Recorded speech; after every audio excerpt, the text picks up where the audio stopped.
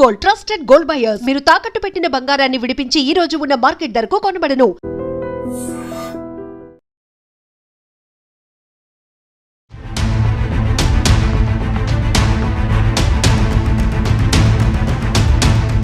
నమస్కారం, welcome to I dream. నేను మీ సంగీత. జపాన్లో అమ్మాయిలు అబ్బాయిలను రెంట్కు తీసుకోవడం అనేది జరుగుతుంది. ఎందుకంటే వారితో కూర్చొని ఏడవడానికి, వారి బాధలో వారి కన్నీను షేర్ చేసుకోవడానికి. ఇందులో వాళ్ళ క్యాప్షన్ వచ్చేసి లిజనింగ్ హియర్ సైలెంట్ సపోర్ట్.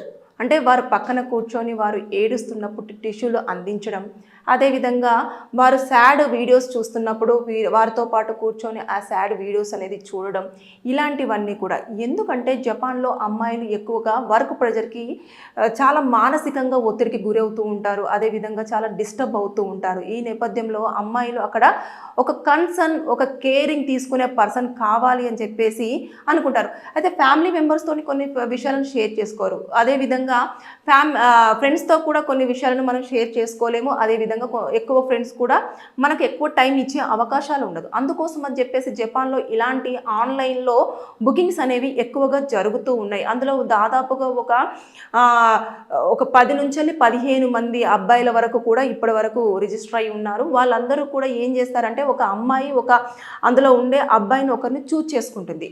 చేసుకున్న తర్వాత ఆ అబ్బాయికి బుక్ చేసుకుంటారు. గంటకి 8,000 రూపాయల చొప్పున ఇండియన్ కరెన్సీలో. అంటే అట్లా ఒక గంటకి అతను కూర్చుంటే 8,000, అదేవిధంగా ఇంకొక గంటకు కూర్చుంటే 8,000. అలా డబ్బులు ఇచ్చి మరి వారి బాధను షేర్ చేసుకుంటున్నారు జపాన్ అమ్మాయిలు. అంటే ఇది మన దగ్గర కొంచెము ఇలాంటివన్నీ కూడా వ్యతిరేకమై ఉండొచ్చు, కాకపోతే అక్కడ మాత్రం లీగాలిటీ తోటే వాళ్ళు దాన్ని రన్ చేసుకోవడం అనేది జరుగుతుంది. ఇది రెంటే మెన్, అదేవిధంగా నూకు సుకి అని చెప్పేసి వాళ్ళ సైట్లో కూడా వాళ్ళు చూసుకుంటూ ఉంటున్నారు. అంటే ఇలాంటివన్నీ ఎక్కువగా జపాన్లో ఎందుకు అంటే ప్రెజర్ ఎక్కువ, వర్క్ ప్రెజర్ ఎక్కువ, మహిళలు ఏదైనా ప్రాబ్లమ్ని షేర్ చేసుకోవడం కోసం. అంటే ఇక్కడ వాళ్ళు ఈ అబ్బాయిలు ఎక్కడ దాన్ని డిస్కషన్ చేయరు. తర్వాత నెక్స్ట్ ఎందుకంటే అన్నోన్ పర్సన్, ఎవరికి సంబంధం లేని పర్సన్, డబ్బులు ఇస్తున్నారు, వాళ్ళ పని వాళ్ళు చేస్తున్నారు, వెళ్తున్నారు. ఇక్కడ మాటలు ఉండవు, ఏముండవు. ఇంకొకటి ప్రధానంగా నోట్ చేసుకోవాల్సింది ఏంటంటే, ఇక్కడ ఓన్లీ ఎమోషనల్ మన కేరింగ్ అది మాత్రమే, కన్సర్న్ మాత్రమే ఉంటుంది తప్పించి ఇక్కడ ఫిజికల్గా ఏ అటాచ్మెంట్ అనేది ఉండదు. ఫిజికల్ రిలేషన్షిప్ అసలు ఇక్కడ ఎట్టి పరిస్థితుల్లో కూడా ఆ కాలంలో కూడా కంపల్సరీగా ఉండడం జరుగుతుంది, అది ఉండదు. కాబట్టి వాళ్ళు కూర్చొని ఇప్పుడు ఇలా కూర్చున్న తర్వాత ఏడుపు వస్తున్నప్పుడు టిష్యూ అందించాలి, ఆ కన్నీటిని తూడ్చాలి.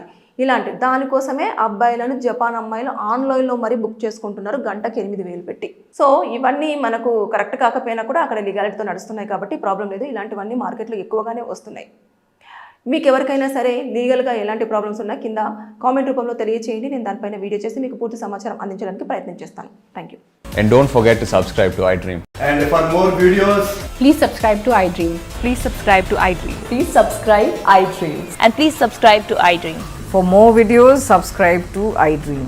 please like, share and subscribe to the channel. Congratulations, iDream. Subscribe to iDream. Subscribe to iDream. So subscribe to iDream Media. iDream ki iDream team andarki huge congratulations. Please subscribe iDream Media. Please subscribe to iDream. Subscribe iDream. Please subscribe to iDream. iDream అంటే నా కళల channel subscribe చేసుకున్న నోరు తిరుగుతలేదు, మీరైతే గంట గుర్తు కొట్టండి. For more such videos, please subscribe to iDream. Subscribe to iDream. Please subscribe to iDream. Please subscribe iDream Media. Please do subscribe to iDream. Please subscribe to iDream Media. For best entertainment and information, please subscribe iDream.